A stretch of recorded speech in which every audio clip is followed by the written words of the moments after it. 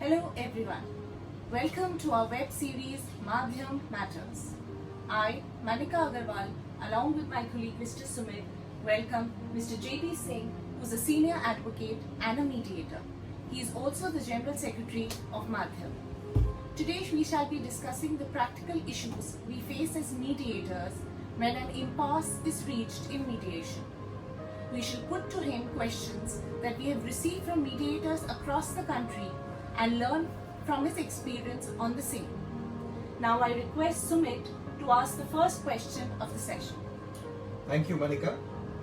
Sir, the first question comes from Mr. Rao from Visakhapatnam.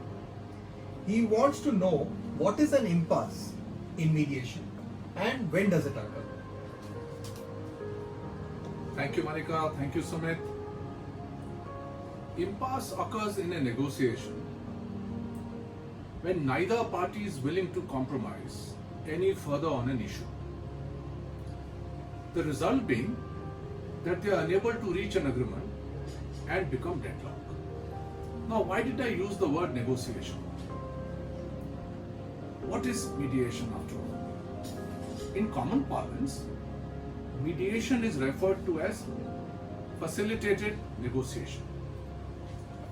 Now, coming to the part, when does it occur? Parties themselves negotiate their disputes. Ordinarily, they are not able to take it to the logical end. And this is the reason why they need the assistance of a third party neutral who is the mediator. So therefore, it is incorrect to state that impasse occurs during the process of mediation. Actually, parties are already in a state of impasse when they approach for mediation. Now, there are various stages when impasse can occur. The first stage, to my mind, is at the stage of the opening statement.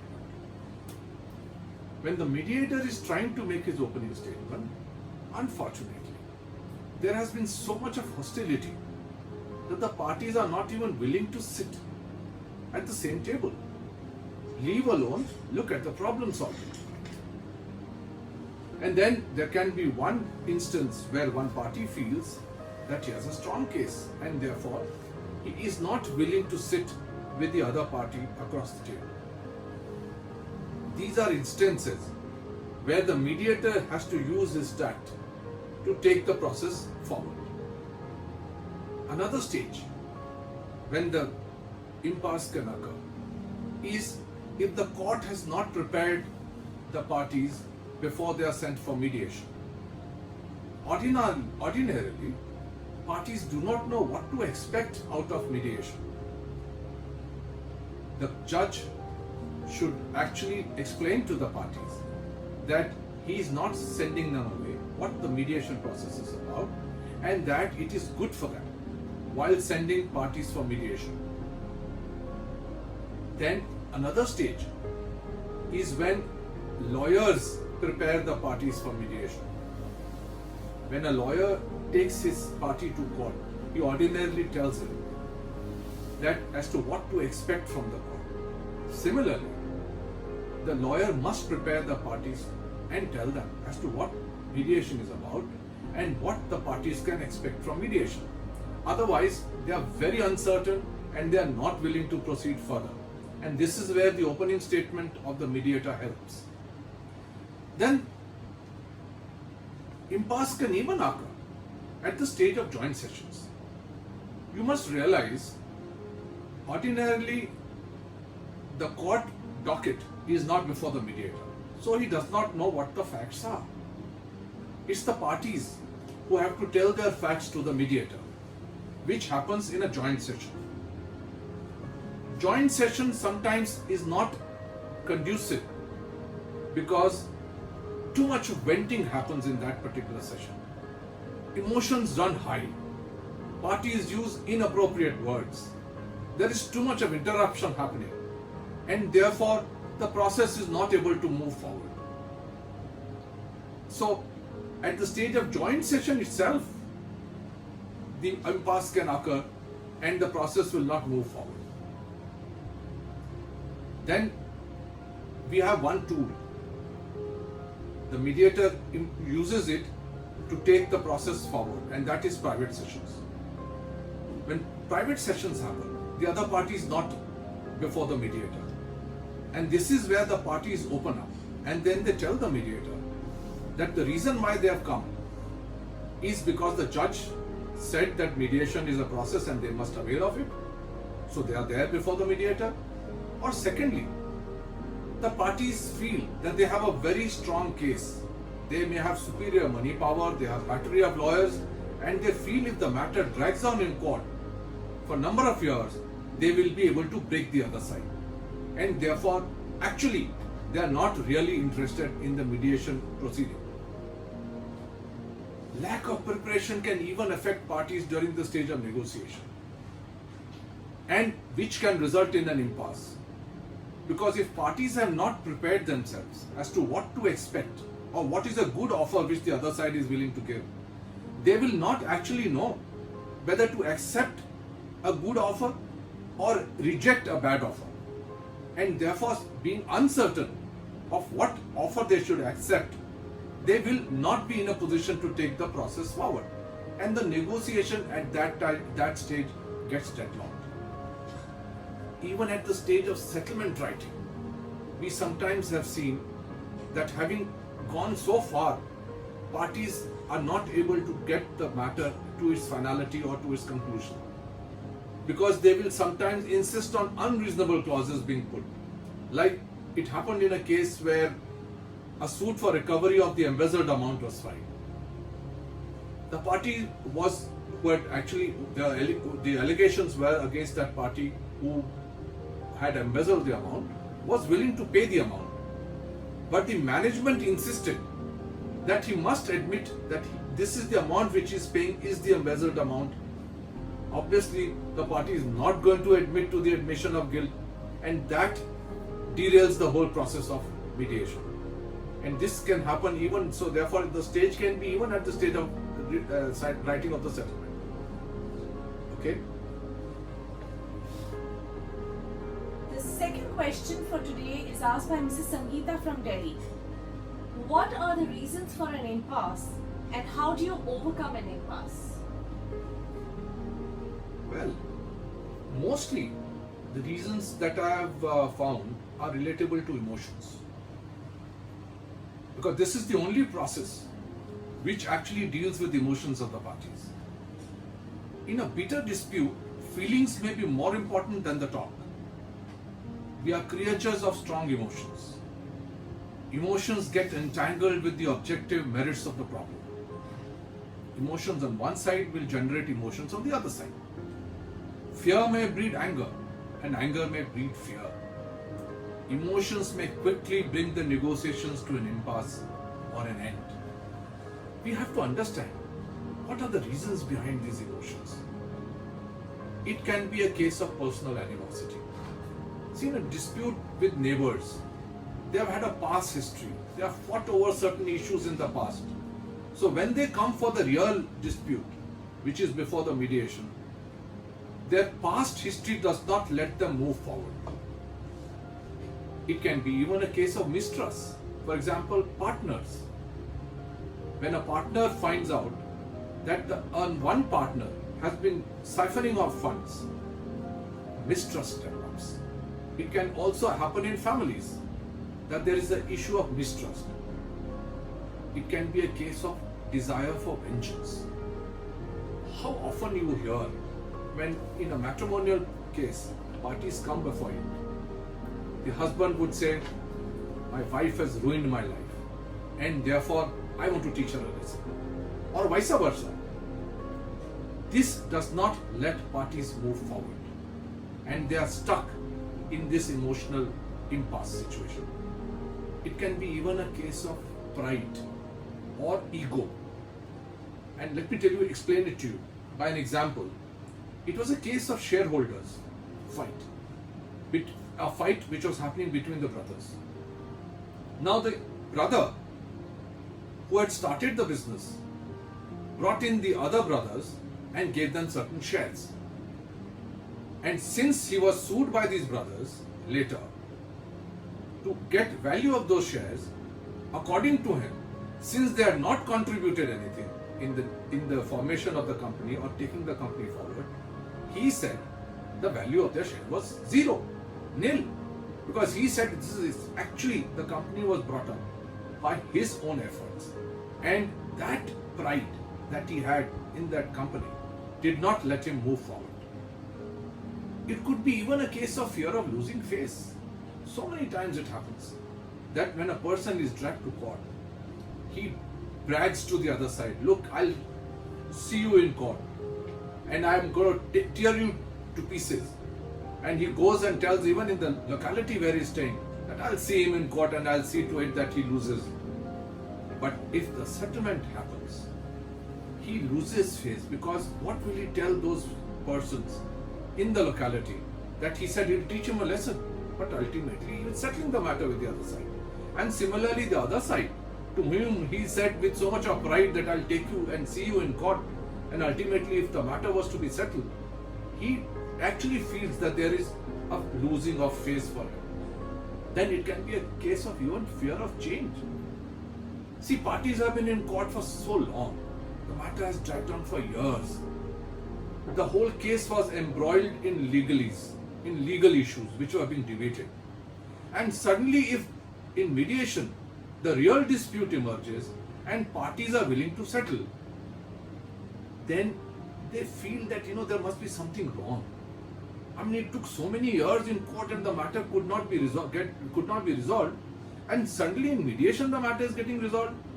So that fear of change stops them from entering into a settlement, and it can result into an impasse situation. Now these are instances that I told you, these are about emotions, but sometimes it's actually substantive issues which are involved. Parties may lack the real knowledge of facts and law. They really do not know what the whole issue is about. They only know what they want, but they don't know what is the position of the other side. Where do they stand in law? These are things which actually will prevent them from bringing the matter to a quietus. It can be also a case where party is willing to settle, but the resources are limited. The money power is limited. They may have seen bad times. Money is not available, and therefore for them it is better that the case drags on in court, and maybe in future when their financial situation improves, at that stage probably they may be more amenable to a settlement. It can be a case of lack of bargaining. See, you would have seen in cases of workman management disputes, the workman would always feel that the management has a larger or a stronger power to bargain, and whatever the offer may come from the management side, the workman may feel that he is actually being taken for a right, and therefore he is not willing to settle it, because he does not know actually the settlement which is being offered is good for him or not. It can be a case of incompetence, that is legal disability, like in case of a minor. Minor's interest cannot be settled unless the court grants leave. It can also be a case of involvement of third parties. See, the workman case that I told you, ordinarily, since he cannot afford a lawyer, it's the union person who's coming with him. Now the union man, the leader, he has his own axe to grind. He needs acknowledgement himself. Maybe he has his own personal issues. Maybe he's been actually, hobnobbing with the management on the other side. And therefore the third party involvement can also create a problem in terms of settling matters in mediation. Another instance I can tell you, we have specific performance cases, especially in cases of a builder and buyer dispute. When the matter gets, not settled between the builder and the buyer, he generally brings in a third party. He comes out with another agreement with a third party. So in court, actually people who are fighting are the subsequent purchaser and the original buyer. They are the ones who are fighting in court. But the key to the problem, the route for settlement, as they say, is in the hands of the builder. and therefore you need the builder before the mediator in case if the matter needs to be resolved. So third parties play a very, very important part, and especially in cases of matrimonial disputes. It could be the in-laws who hold the key, and it's not the husband and wife alone who may be able to settle the matter. Then there is a case of standing on principles. Parties ignore reality. I may be willing to sell my property, but since I feel that property has been very lucky for me, I would like a price which is actually not the market price. I feel this property was lucky for me.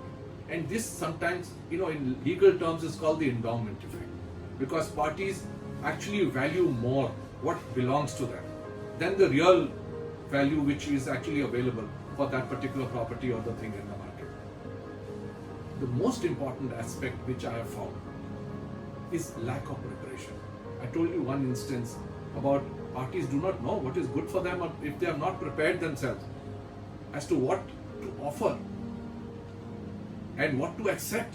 Party may not be in a position to accept a good offer because it does not know whether the offer is good enough for it, because they have not gone to the market to find out actually whether the property's value is really the value which they are asking. Or they may accept a bad offer under pressure because the man is really wanting to sell the property. He needs money, and therefore, not knowing what the market value is, he may accept value less than what he can actually get in the market from a third party. So these are instances which we have found that in these kind of cases, impasse can occur. These can be the reasons for the impasse to occur. How do we deal with these situations? See, you can only deal with a situation if you know what is the reason why the impasse has occurred. For example, a doctor, unless he diagnoses what the problem is, how does he remedy the situation? What steps to be taken can only be found out in case if we identify the problem. Now, example, we talked about too much of venting. At that stage, when the emotions are running high, it is desirable to break into a caucus. Because private sessions, the advantage is the other party is not before the mediator. So therefore, what we say, the person and problem getting mixed up is not happening, because they will really talk about the real problem and not talk about the person concerned, because which they came before the court. So the emotions actually quieten down, they subside, and this is most often used by mediators when they feel that the anger and hostility is actually too much between the parties, is to break into a private session, which we call a caucus. Then in a matter like a matrimonial dispute, there are several issues involved. It could be a case of maintenance, guardianship, it could be a final divorce, it can be property, separation, because parties may buy properties together, so there could be a case of partition of properties. So what we do in mediation is, when there are several issues, let's say we get deadlocked on one issue, what we do, we park it. We move on to something different. And after we've resolved that particular issue, then we come back to this issue later. So instead of getting into an impasse situation and getting deadlocked, it's better to park one issue, move on to the other one, and then come back to it at a later stage. Even at the stage when parties, as I said, come with so much of emotional baggage, they stick to positions. They start, bargaining on positions, which they say is a very, very bad way of actually resolving or negotiating a matter, negotiating a dispute. And therefore, what you need to do is, at that stage, when they are stuck on their positions, because then they don't get face saving. You see, because if I say, I really want something, and if I'm not getting it, I'm not willing to move on, and therefore, what is the process? What is the way to move forward? It is better to break the session and reconvene after another, say, let them have a cup of tea, or let them have a, vent out, go talk to somebody, spend 10-15 minutes and come back. Or if you feel that it's actually not progressing, break the session for another day. And when you meet on the other day, summarize what you have already achieved, because they have already slept over the issue and they would have forgotten the position that they took on that particular day, and having realized what is good for them and what their real needs are, they'll move on further. It can also be a case of party feeling, as I said, that a party feels that really my property is really worth the amount which I'm asking. It's that stage you have to really tell them to try what we say in mediation, Patna and Patna. Patna is a better alternative. Now that's where we say, look at the objective criteria, go to the market, tell them go find out what is the real value of the property and then come back. Because that will make them move from that position. And even if he feels that this property is really worth that much, since he will find out, he will be doing that reality testing, he will realize what is the real value we can get from the market. Then what is the worst that can happen? Is court a better alternative? What are my real needs? What are my interests in the present case? And even if, let's say, I get a decree after 10 years in a suit for recovery, the judgment debtor may be gone, the assets which are today available may not be available by the time the decree comes. So therefore, you try and explain to the parties what their Patna is, what is their better alternative, what is their worst alternative which can happen. That helps them to do reality check and keeps the process moving. Then, as I told you, it can be a case at the stage of settlement writing, when the parties are insisting on unreasonable terms. At that stage, you have to tell them, you have to ask them, look, if you go to court, in court you have filed a suit for recovery of the money, do you think the court will grant you a decree of admission of guilt? If it is not available to you in court, why don't you accept the payment that is coming to you? And since the party is agreeing, it's better that you accept that payment and move on. Then, in cases of limited resources, you see, we have seen parties are really actually wanting to settle. But why do they go back to court? Because they feel the matter will drag out, their financial position will improve, the party will get worn out and accept a less payment. But instead of doing that, if we were to work out the options, various options with the parties have, for example, it can be a case of some payment being made upfront, part payment can be made, and the best and the remaining payment can always be delayed. You can have installments, it can be a case of interest being paid on the installments for future. And in one instance we found where the dispute was regarding the price of goods. The buyer actually knew that the goods that the person was supplying, there was no defect in them. But he had delayed and therefore he was not willing to make payment because he had suffered losses. The settlement that was arrived at in that particular instance, how the impasse was broken, was it was said, fine, the payments can be deducted from future supplies, which was a solution which could be found out. So therefore you have to work out on various options, not get stuck on issues or the positions which the parties are taking. And sometimes good options, when parties are, because they really know what their dispute is, what is good for them. And therefore they will accept those options which actually meet their interests. In case of third parties, what we do is involvement of third parties. We request the presence of the third party in mediation, and ordinarily parties do join. In the case of the builder will come forward and the party's dispute can be resolved because he's the man actually who has to pay or to get money from the buyers or the people who had agreed to purchase. Then the union leader, as I talked about, if you acknowledge his efforts in bringing about a settlement, he'll feel good about it, and therefore he will ensure that the settlement happens. So therefore you have to get those third parties, you have to understand who those third parties are and get them on the mediation table. And last but not least, as I talked about the issue of lack of preparation, is if parties are really not sure what is good for them, it's better to break the session. Tell them, go to the market, do reality check, talk to the other people, see what you can get the best deal, and then come back. Because once they know what the real value of that particular property is, or whether the man actually is in a position to pay or not, and they have actually gone and found out from the market that the man really does not have money or he's been going through a bad patch, they will really come back. And then if those terms which we just now talked about, if those terms are good for this party concerned, maybe the party is really interested in his money. He may not be interested in money coming upfront. So he can agree to deferred payments, he can even agree to interest being paid. And this really works. And this is how these kind of impasses can be broken. These are just, these are illustrative. These are not exhaustive. But as I said, if you know what the real dispute is, why the parties have reached the situation of impasse, then you can remedy it. Okay. So very, very interesting ways to overcome impasse. Our next question, sir, comes from Mr. Muthu Kumar from Bangalore. He wants to know that does the mediation fail if the impasse is after an impasse is reached? It's interesting. Actually, Sumit, parties do feel, that if the settlement has not been arrived at, the mediation has failed. Actually, mediation is not the end or not the result. Mediation is a process. And we always say the process never fails.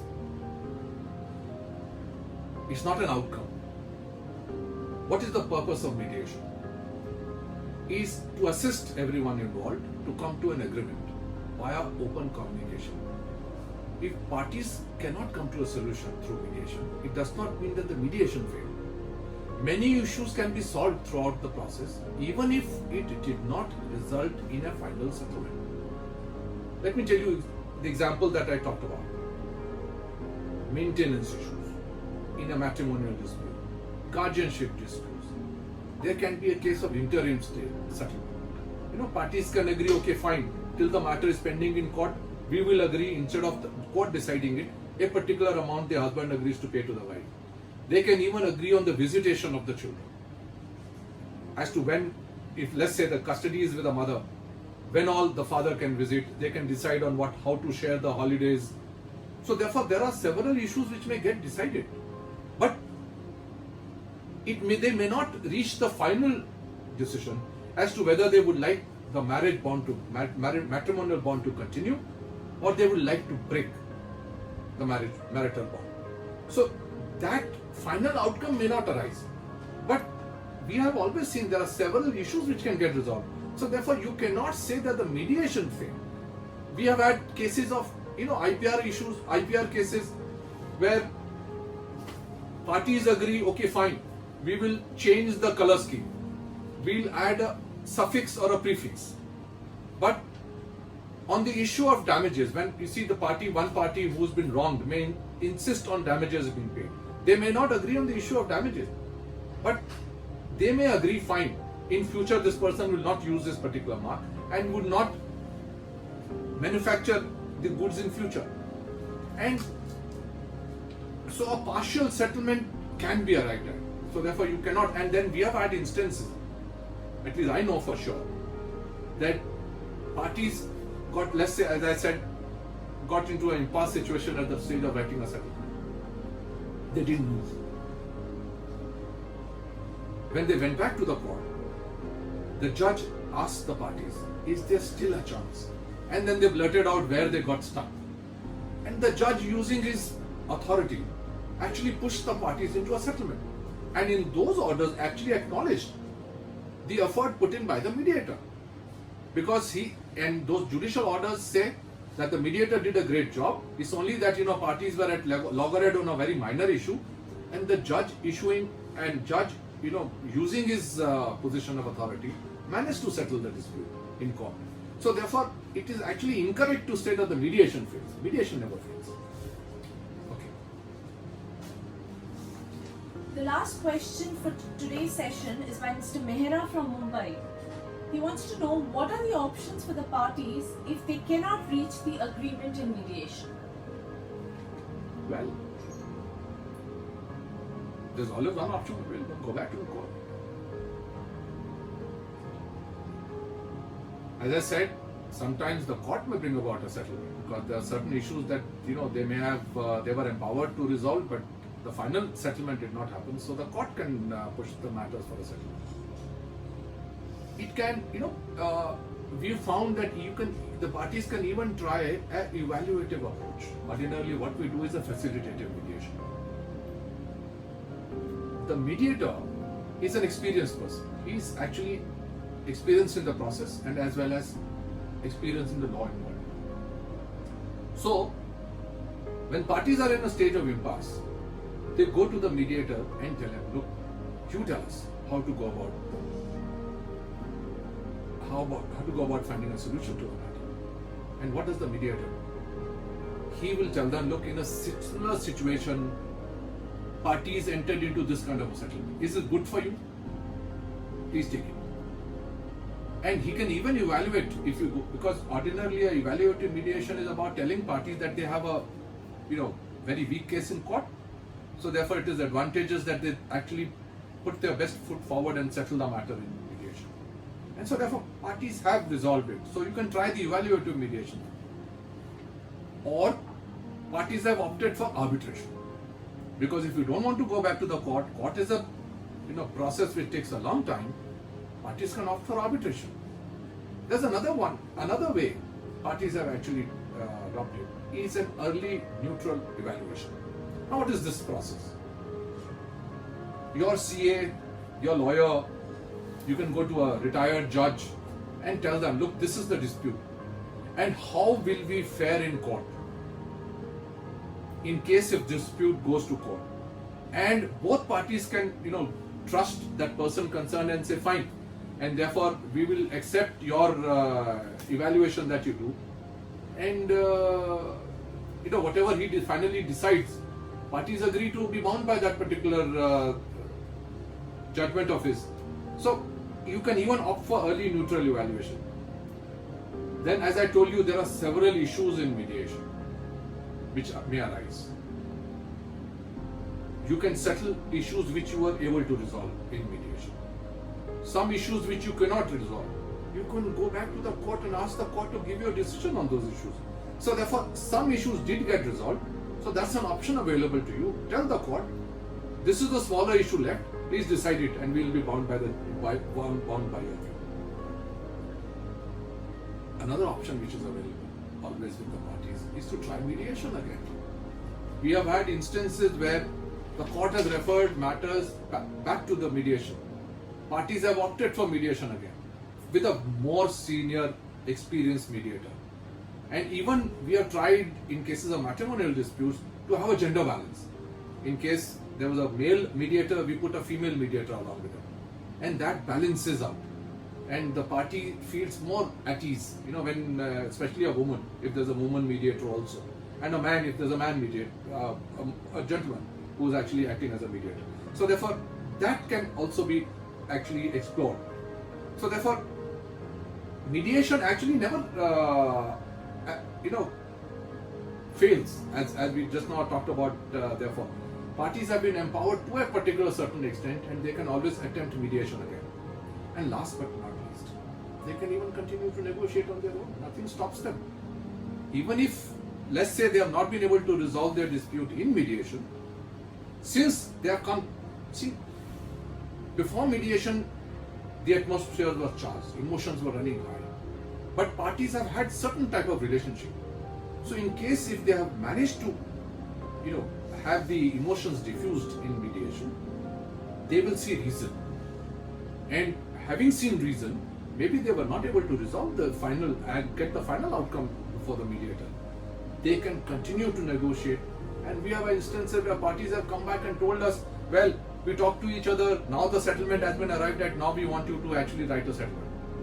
And that settlement has happened at, and those matters have again gone back to the court with that particular settlement of the mediator. So these are various options which the parties can try. Thank you so much, sir. It's been a very, very informative session, and we look forward to many more such sessions with you. Thank you so much, sir. Thank you for calling me. Thank you. It was a pleasure.